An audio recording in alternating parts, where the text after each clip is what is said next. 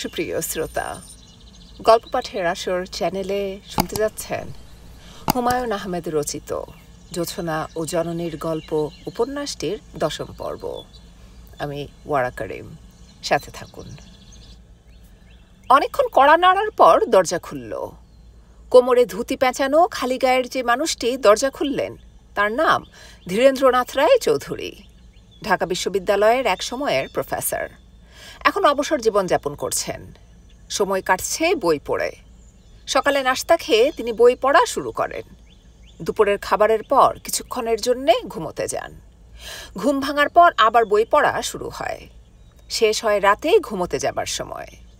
তার অবসর জীবন বড়ই আনন্দে কাটছে। নাইমুল নিচু হয়ে তার অতি পছন্দের মানুষের পা ছুঁয়ে কদমবুসি করতে করতে বলল, স্যার কি ঘুমাচ্ছিলেন? ঘুম থেকে তুললাম। ধীরেন্দ্রনাথ রায় আসলেই ঘুমোচ্ছিলেন। এই কথা শুনলে ছাত্র যদি অস্বস্তি বোধ করে, সেই কারণেই তিনি হাসি মুখে অবলীলায় মিথ্যা বললেন। আরে না, এ সময় কেউ ঘুমায় নাকি? নাইমুল বলল, স্যার আমাকে চিনতে পেরেছেন? আরে চিনব না কেন, অবশ্যই চিনেছি। আসো, ভিতরে আসো। তুমি আছো কেমন? ভালো? নাইমুল বলল, স্যার আজও যদি আমাকে চিনতে না পারেন তাহলে ঘরে ঢুকব না। এর আগে যে কয়বার এসেছি কোনোবারই আপনি আমাকে চিনতে পারেননি, অথচ ভাব করেছেন যে চিনে ফেলেছেন। অবশ্যই চিনেছি। তাহলে আপনি আমার নাম বলুন। দাঁড়াও, চশমাটা পরে আসি। চশমা ছাড়া দূরের জিনিস কিছুই দেখি না। নাইমুল হাসি মুখে দরজা ধরে দাঁড়িয়ে রইল।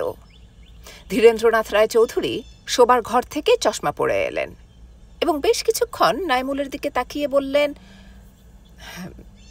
তোমার নাম শাহেদ, হয়েছে? নাইমুল ঘরে ঢুকতে ঢুকতে বলল, 50% কারেক্ট হয়েছে স্যার। তিনি বিস্মিত হয়ে বললেন, 50% কিভাবে কারেক্ট হবে? আমার নাম নাইমুল, আপনি শাহেদের নাম বলেছেন। শাহেদ আমার বন্ধু, তাকে নিয়ে আপনার কাছে 3-4 বার এসেছি। আপনি শাহেদের নাম মনে রেখেছেন, অথচ সে আপনার ছাত্র না, আমি আপনার ডাইরেক্ট স্টুডেন্ট। শাহেদ আছে কেমন? ভালো আছে। তাকে আনলে না কেন? তোমার একা আসা উচিত হয়নি, তাকে সঙ্গে করে আনা উচিত ছিল। নাইমুল বলল, তাকে আনা উচিত ছিল কেন স্যার? ধীরেন্দ্রনাথ রায় চৌধুরী তার ছাত্রের দিকে তাকিয়ে বিব্রত ভঙ্গিতে হাসলেন। ছাত্ররা মাঝে মাঝে তাকে খুবই বিব্রতকর অবস্থায় ফেলে। নাইমুল, চা খাবে? খাবো। যাও, রান্নাঘরে চলে যাও, পানি গরমে দাও। চায়ের সঙ্গে আজ তোমাকে অসাধারণ একটা জিনিস খাওয়াবো, তিলের নাড়ু। তুমি কতক্ষণ থাকবে এখানে? ঘণ্টাখানেক। আমি 7টার সময় চলে যাব। ঠিক আছে, কোনো অসুবিধা নেই। আমি আপনার কাছে বিশেষ একটা কাজে এসেছি স্যার। কী কাজ? আমি বিয়ে করতে যাচ্ছি। আমার মুরব্বি কেউ ঢাকায় নেই। আপনি আমার সঙ্গে গার্ডিয়ান হিসেবে যাবেন। ধীরেন্দ্রনাথ রায় চৌধুরী বললেন, অবশ্যই অবশ্যই। অবশ্যই অবশ্যই বলা তার মুদ্রা দোষ। কোনো কথা না শুনেই তিনি বলেন, অবশ্যই অবশ্যই। ইউনিভার্সিটিতে তার নাম ছিল অবশ্যই স্যার। নাইমুল বলল, স্যার আপনি কি আমার কথা মন দিয়ে শুনেছেন? কোন কথার ব্যাপারে জানতে চাচ্ছ? এই যে আমি বললাম আমি বিয়ে করতে যাচ্ছি, আপনি আমার গার্ডিয়ান। অবশ্যই মন দিয়ে শুনেছি, এবং তোমাকে একটা সত্যি কথা বলি, এখন তোমাকে আমি চিনেছি।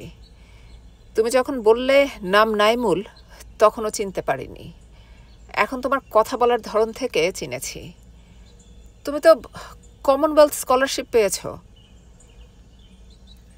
জি স্যার, অ্যাবারডিন ইউনিভার্সিটিতে আমার প্লেসমেন্ট হয়েছে। শুধুমাত্র আপনার একটা চিঠির কারণে। ধীরেন্দ্রনাথ রায় চৌধুরী বিস্মিত হয়ে বললেন, চিঠি কখন লিখলাম?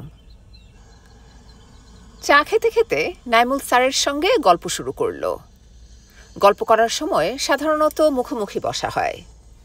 ধীরেন্দ্রনাথ রায় চৌধুরীর বিচিত্র স্বভাবের একটি হচ্ছে তিনি তার ছাত্রদের সঙ্গে গল্প করার সময় তাদের নিজের বাঁ পাশে বসান এবং বেশিরভাগ সময় তার বাঁ হাত ছাত্রের পিঠের উপর রাখেন।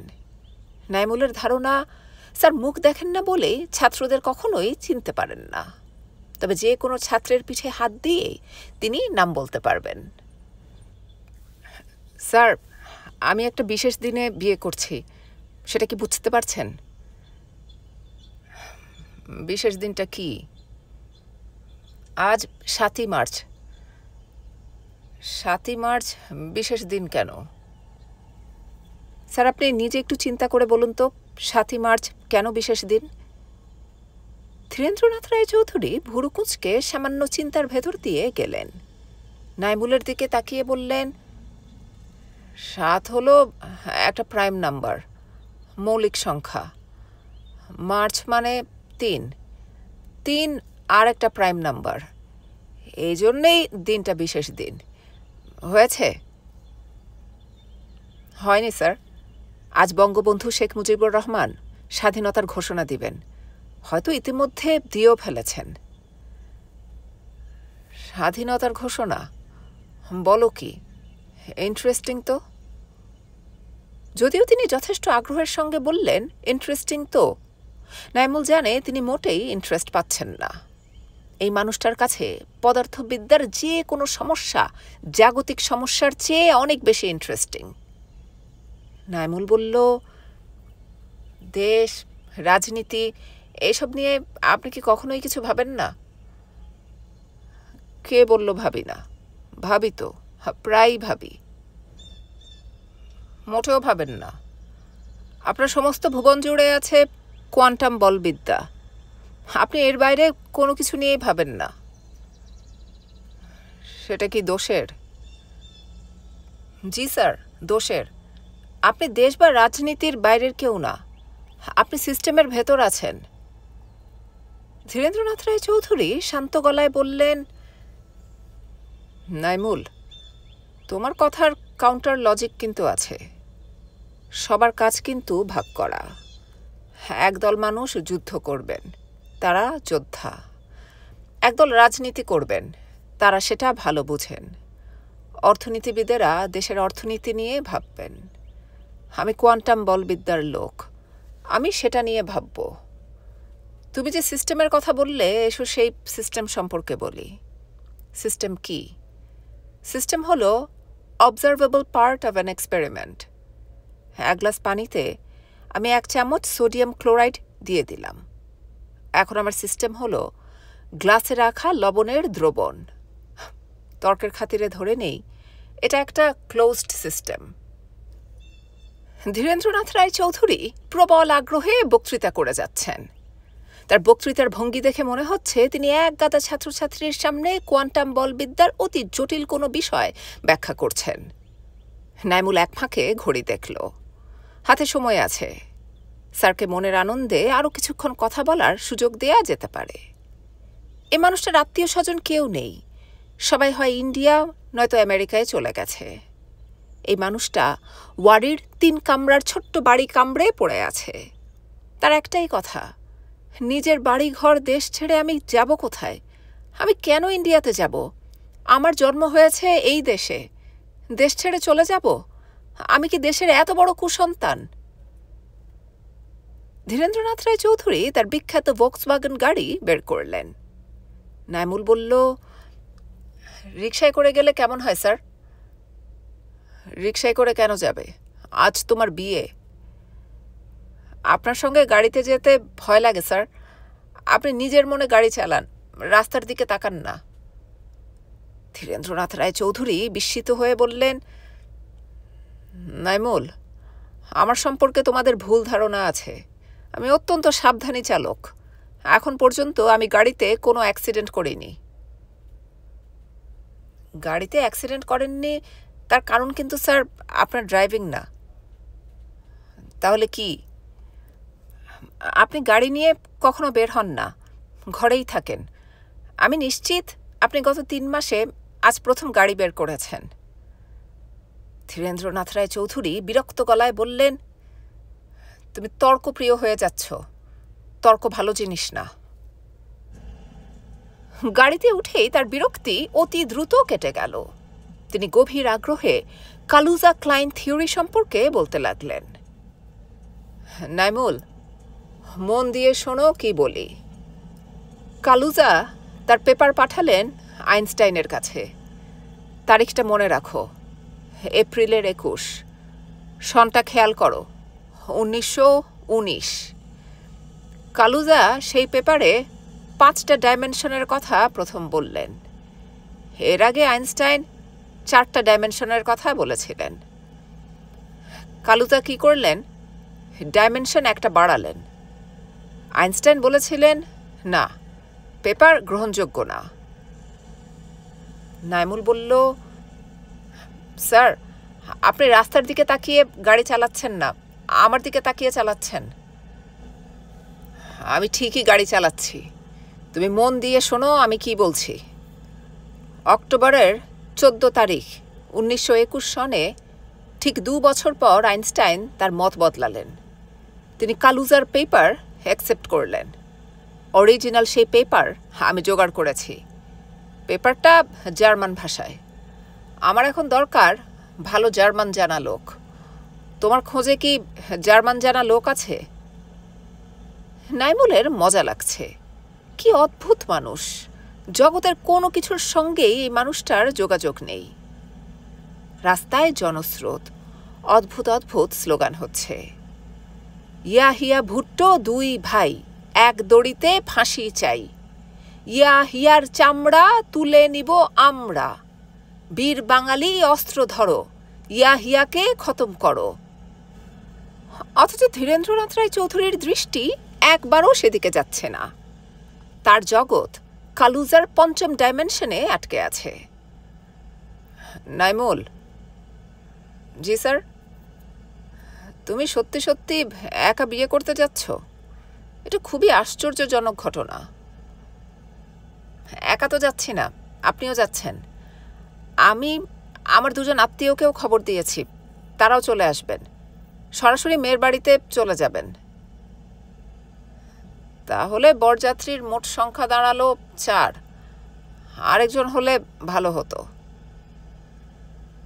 ভালো হতো কেন স্যার? কালুজা সাহেবের থিওরিতে 5টা ডাইমেনশন, আমার বিয়েতেও বরযাত্রী 5 জন, এই কারণে? ঠিক ধরেছ, তোমার বুদ্ধি ভালো। আমি তোমার বুদ্ধি দেখে খুশি হয়েছি। ধীরেন্দ্রনাথ রায় চৌধুরী ছাত্রের বুদ্ধিতে এতই খুশি হলেন যে গাড়ি নিয়ে রাস্তার পাশের নর্দমায় পড়ে গেলেন। অনেক ঠেলাঠেলি করেও গাড়ি সেখান থেকে উঠানো গেল না। তিনি হতাশ গলায় ছাত্রকে বললেন, তোমার দেরি হয়ে যাচ্ছে, তুমি একটা রিক্সা করে চলে যাও, আমাকে ঠিকানা দিয়ে যাও, আমি গাড়ি উঠানোর ব্যবস্থা করে চলে আসব। নাইমুল বলল, আমি আপনাকে রেখে একা একা চলে যাব? অবশ্যই যাবে, তুমি হচ্ছ বর, সবাই তোমার জন্য অপেক্ষা করছে। তোমার দেরি হলে সবাই দুশ্চিন্তা করবে, বিশেষ করে মেয়েটি। তুমি যাও তো, এটা তোমার প্রতি আমার আদেশ। ঠিকানাটা বলো, আমি মুখস্থ করে রাখি। নাইমুল চলে যাবার পরপরই লোকজন মিলে ঠেলে তার গাড়ি তুলে দিল। ধীরেন্দ্রনাথ রায় চৌধুরী ছাত্রের দেয়া ঠিকানায় রওনা হলেন। তাকে নাইমুল বলেছে 18 নম্বর সোভানবাগ, কিন্তু তিনি চলে গেলেন চামেলিবাগে। অনেক রাত পর্যন্ত তিনি চামেলিবাগের 18 নম্বর দোতলা বাড়ি খুঁজতে লাগলেন, যে বাড়ির গেট হলুদ রঙের। বাড়ির সামনে 2টো কাঁঠাল গাছ আছে। মরিয়ম কিছুতেই বিশ্বাস করতে পারছে না তার বিয়ে হয়ে গেছে। তার যেন কেমন লাগছে, হাত পা গা কাঁপছে, বুকে ধুকধুক শব্দ হচ্ছে। প্রচণ্ড পানির পিপাসা হচ্ছে, কিন্তু 1 চুমুক পানি খেলেই পিপাসা চলে যাচ্ছে। পানি খেতে আর ভালো লাগছে না। কিছুক্ষণ পর আবার পিপাসা হচ্ছে। সে নিজের কপালে হাত দিল। গায়ে কি জ্বর আছে? জ্বরের সময় এরকম উল্টাপাল্টা লাগে। না, জ্বর তো নেই, কপাল ঠান্ডা। কি আশ্চর্য! বসার ঘরে যে লম্বা রোগা ছেলেটি বসে আছে সে তার স্বামী, যাকে সে আগে কোনোদিন দেখেনি, যার সঙ্গে কোনো কথা হয়নি। মাত্র 15 মিনিট আগে থেকে সে তার জীবনের সবচেয়ে ঘনিষ্ঠজন। বিয়ে নামক অদ্ভুত একটা ঘটনায় আজ রাত 8:07 থেকে দুজন শুধু দুজনের। মরিয়ম তার স্বামীকে এখনো ভালো মতো দেখেনি, দূর থেকে আবছাভাবে দেখেছে। তার খুবই ইচ্ছা করছে কাছ থেকে দেখতে। তার চোখ দুটা কেমন, বিড়াল চোখা নয় তো? বিড়াল চোখা মানুষের চোখের দিকে তাকিয়ে কথা বলা যায় না, কথা বললে মনে হয় বিড়ালের সঙ্গে কথা বলা হচ্ছে। এই বুঝি মানুষটা মিউ করে উঠবে। তার কি জোড়া ভুরু? জোড়া ভুরুর মানুষ মরিয়মের খুব অপছন্দ। যার যা অপছন্দ তাই সে পায়। দেখা যাবে নাইমুল নামের মানুষটার জোড়া ভুরু। আচ্ছা থাকুক জোড়া ভুরু, কপালে যা থাকে তাই তো হবে। বিয়ে হলো কপালের ব্যাপার। একটু আগে তার সবচেয়ে ছোট বোন মাফরুহা এসে বলল, বুবু তোমার বর খুব সুন্দর। মরিয়মের ইচ্ছা করছিল জিজ্ঞেস করে, তোর দুলাভাইয়ের জোড়া ভুরু নাকি? চট করে দেখে আয় তো। লজ্জায় প্রশ্নটা সে করতে পারেনি। মাফরুহা বলল, দুলাভাই কিন্তু রাতে থাকবে না, এখনই চলে যাবে। মরিয়মের বুক ধক করে উঠল। সে এখনো দেখলই না, তার আগেই চলে যাবে? এমন ঘটনা কি এর আগে কখনো ঘটেছে যে বর এসে বিয়ে করেই উধাও হয়ে গেছে? মরিয়মের মনটা খারাপ হয়ে গেল। সে অবশ্যই অবহেলার ভঙ্গিতে বলল, চলে গেলে চলে যাবে, আমার কি? যাবে কখন? দুলাভাইয়ের ছোট চাচা তো এক্ষুনি চলে যাবেন বলছেন। উনি নারায়ণগঞ্জে থাকেন, অনেক দূর যেতে হবে। তার সঙ্গে দুলাভাইও চলে যাবেন কিনা বুঝতে পারছি না। দুলাভাই কিছু বলছেন না। মরিয়ম বলল, দুলাভাই দুলাভাই করছিস কেন? শুনতে বিশ্রী লাগছে। চেনা নেই জানা নেই একটা মানুষ। আর কথাটা মরিয়মের মনের কথা না। ছোট বোনের মুখে দুলাভাই ডাকটা তার শুনতে খুবই ভালো লাগছে। কি সুন্দর টেনে টেনে বলছে, দুলাভাই। মাফু দেখ তো আমাকে কি বিয়ের শাড়িতে মানিয়েছে? ছোট বোনকে মরিয়ম আদর করে মাফু ডাকে। মাফরুহা বলল, তোমাকে খুবই সুন্দর লাগছে। খোঁজ নিয়ে আয় তো, ওরা সত্যি সত্যি চলে যাচ্ছে কিনা। ওরা চলে গেলে মা যে এত রান্নাবান্না করেছেন সেগুলি কে খাবে? মাসুমা সন্ধ্যা থেকে চুলার পাড়ে বসে আছে, তার কষ্ট হচ্ছে না? মাফরুহা খোঁজ নিতে গেল। মরিয়ম দাঁড়ালো আয়নার সামনে। সে আগেও কয়েকবার দাঁড়িয়েছে, প্রতিবারই নিজেকে সুন্দর লেগেছে। এখন মনে হয় একটু বেশি সুন্দর লাগছে। অথচ খুবই সাধারণ শাড়ি ওরা নিয়ে এসেছে, সবুজ রঙের শাড়ি। ভাগ্যিস কড়া সবুজ না, গ্রামের মেয়েরাই শুধু কটকটে কড়া রঙের সবুজ শাড়ি পরে। শাড়ি যত সাধারণই হোক, মরিয়ম ঠিক করে রেখেছে এই শাড়ি সে খুব যত্ন করে রাখবে। প্রতি বছর 7ই মার্চ বিয়ের দিনে এই শাড়ি সে পরবে। তার মেয়েরা বড় হলে মায়ের বিয়ের শাড়ি দেখতে চাইবে। মেয়েদের কেউ একজন হয়তো বলবে, তোমার বিয়ের শাড়ি এত সস্তা কেন মা? এ তো সত্যি ক্ষেত শাড়ি, পরলে মনে হবে ধান ক্ষেত। তখন মরিয়ম বলবে, আমাদের খুব তাড়াহুড়ার বিয়ে হয়েছিল, দেশ জুড়ে তখন অশান্তি, তোর বাবার হাতে কোনো টাকা পয়সা নেই। সে তার দূরসম্পর্কের এক চাচা এবং এক ফুপাকে নিয়ে এসেছিল। সন্ধ্যাবেলা বাসায় এসেছে, তখনও আমি জানি না যে আমার বিয়ে। মা, তোমার বিয়েতে কোনো উৎসব হয়নি? না। গায়ে হলুদ টলুদ কিছুই হয়নি? না, সেরকম করে হয়নি। তবে শাড়ি পরার আগে গোসল করলাম। তখন তোর ছোট খালা আমার গালে এক গাদা হলুদ মেখে দিল। মশলা পেশার পাটায় হলুদ পেশা হয়েছিল। শুকনা মরিচের ঝাল চোখে লেগে গেল।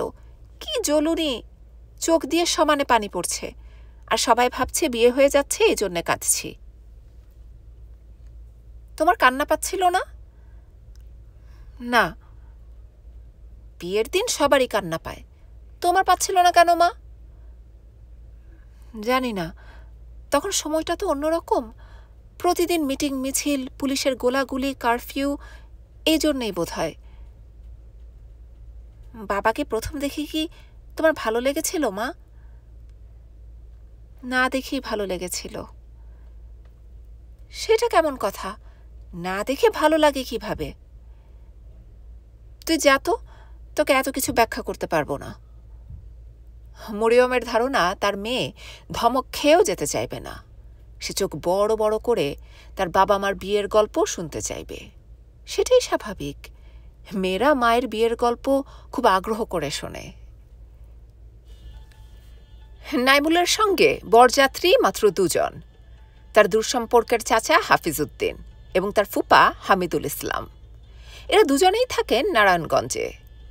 কাজী সাহেব বিয়ে পড়ানো শেষ করতেই দুজনেই অতি ব্যস্ত হয়ে পড়েছেন চলে যাবার জন্যে। লক্ষণ খারাপ। শেখ সাহেবের ভাষণ রেডিওতে প্রচার করে নাই। ভাষণের বদলে অন্য কোনো অনুষ্ঠানও নাই। রেডিও নীরব। মিলিটারিরা হয়তো রেডিও স্টেশন দখল করে নিয়েছে। এখন হয়তো রাস্তাঘাটের দখল নিবে। যত তাড়াতাড়ি বাড়িতে পৌঁছানো যায় ততই ভালো। মুসলিম উদ্দিনও চলে যেতে চাইছেন। ঝামেলার সম্ভাবনা যেহেতু আছে, তাড়াতাড়ি চলে যাওয়াই তো ভালো। তিনি যাবেন যাত্রাবাড়ি। নারায়ণগঞ্জ যাবার পথে যাত্রাবাড়ি পড়বে। একসঙ্গে চলে যাওয়া যায়। এখন সময় এমন যে চলে যাওয়াই ভালো।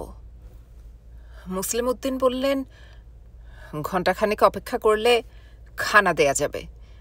মরিয়মের মা একা মানুষ, সব সামাল দিতে পারছে না। আমি খবর নিয়েছি, পোলাও চুলায় বসানো হয়েছে। কথা সত্যি নয়। পোলাওয়ের চাল আনতে দোকানে লোক গেছে। আগে যে কালিজিরা চাল আনা হয়েছিল, সেই চাল থেকে পচা গন্ধ বের হচ্ছে।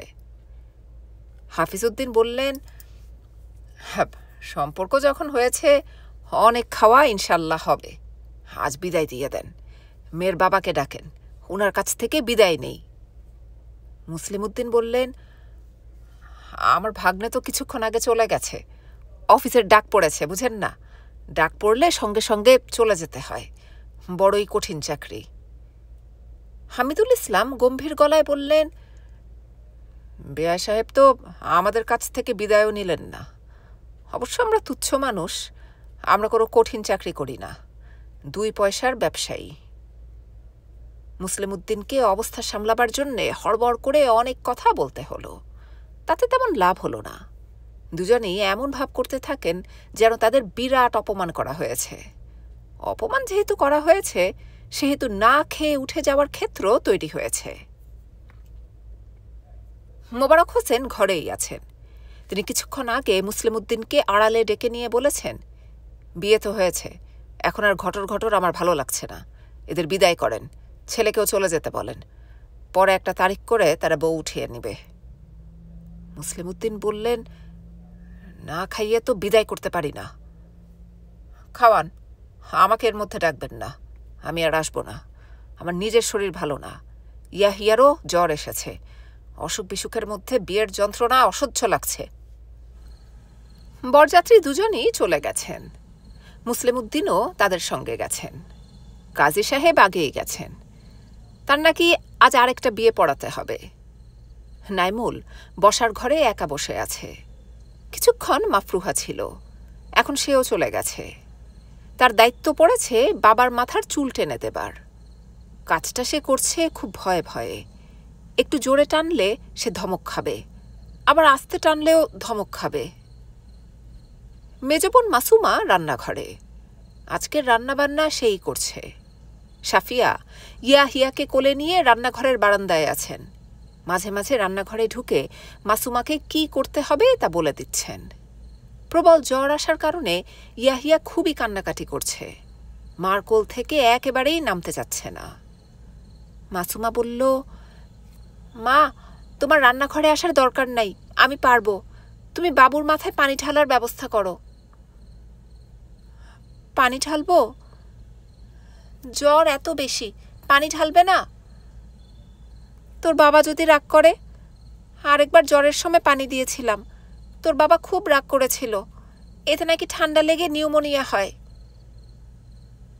বাবা যাতে জানতে না পারে সেইভাবে ঢালো। তুই একটু সরে বস না মা, কাপড়ে আগুন লেগে যাবে তো। মাসুমা সরে বসল। তার হঠাৎ মনে হলো তাদের এই সৎমা আসলে মায়ের চেয়েও ভালো হয়েছেন। নিশ্চয়ই তারা 3 বোন খুব বড় ধরনের কোনো পুণ্য করেছে, যে কারণে আল্লাহ তাদের উপহার হিসেবে এমন একজন মা পাঠিয়ে দিয়েছেন। মা, দুলাভাই কি একা বসে আছেন?